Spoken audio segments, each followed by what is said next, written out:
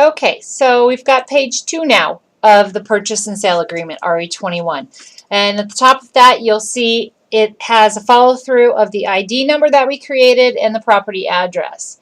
So item number 4, other terms and conditions. This is where you would put things that are not already boilerplated into the original purchase and sale agreement. Okay, so items such as, let's just create something. Buyer's offer is contingent upon inspection. Buyer's offer is contingent upon wife's inspection of property no later than 24 hours of acceptance. Okay, that's not really realistic, but it let's just say the husband picked out the house, wants to get an accepted offer, and the wife still needs to see it. Okay, so these are things that are not already boilerplated in here. Included items and excluded items. Okay, there are all kinds of things that are included in the home. Anything that is real property that is attached to the house and that if you took it down would leave a mark, leave an issue, are real property. Okay, so things such as, and they have them right here, fireplace, awnings. Some things that people have questions about are curtains and fixtures. The curtains themselves are personal property. The fixture that it's on is real property because it's attached to the wall, and if you took it down, it would leave holes. Now, that's something that's confusing to people. So if your seller wants to take those curtains with them, they should take them down and box them up before anybody even sees them, right? So, but you might put something that might go in here would be additional items specifically included in the sale. You might put children's swing set in backyard. Right? I mean, that's if it's a small swing set, maybe you want them to leave it. Items specifically excluded in the sale, you might say seller to remove all dog debris from yard. Right? Pick up the dog poop. Something like that. Okay. Mineral rights, water rights. So mineral rights and water rights, if it's in a platted subdivision, this is already taken care of. Okay, but if we're selling property that's out in the country, it's a 100-year-old house, farmhouse built, 99 years ago, 100 years ago, and it sits on 40 acres out there, mineral rights and water rights could be an issue. So we rely on the title company to get us information on that. Okay, title conveyance.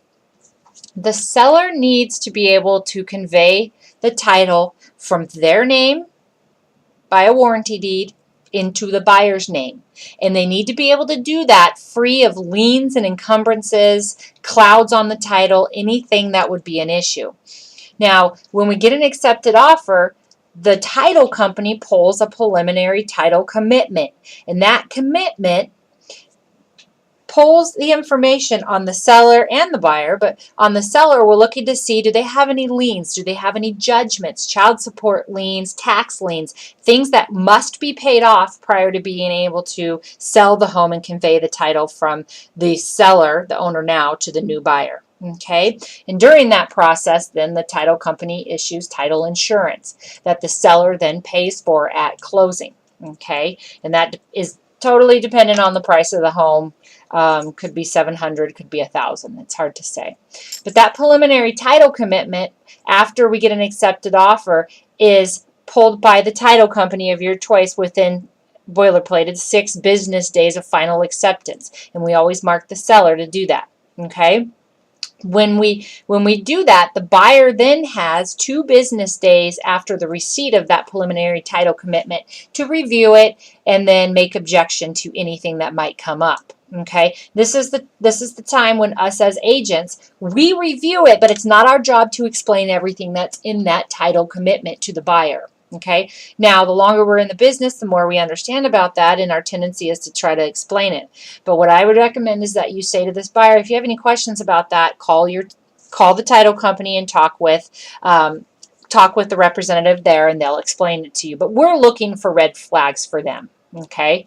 At that point, we've got to speak up if we see something that is worrisome and we want to back out. We only have 2 business days to do that. Okay. This is where we put the title company that we're going to close at again. So let's put Pioneer Title Company, located at, I don't know their address off the top of my head, but I know they're in Coeur d'Alene, Idaho. Okay. Standard coverage owner's policy. So when you see owner's policy, that's an indication of a seller, right? The person that owns the home is the seller. So they have to then, and this happens at closing. It says within a reasonable time after closing, but it happens at closing where the buyer then says to the seller via a title insurance policy, or the seller says to the buyer, excuse me, via a title insurance policy, that they can then transfer the title. Okay, and there's a policy that they pay for that. Extended coverage lender's policy. This only insures the lender. It has nothing to do with the borrower being insured against loss if there was something wrong with the title. Okay, it's only for a lender. It says right here, this extended coverage lender's policy is solely for the benefit of the lender and only protects the lender. But the borrower, the mortgagee, has to pay for that. Okay, it's a cost of borrowing money, basically. Okay, end of page 2.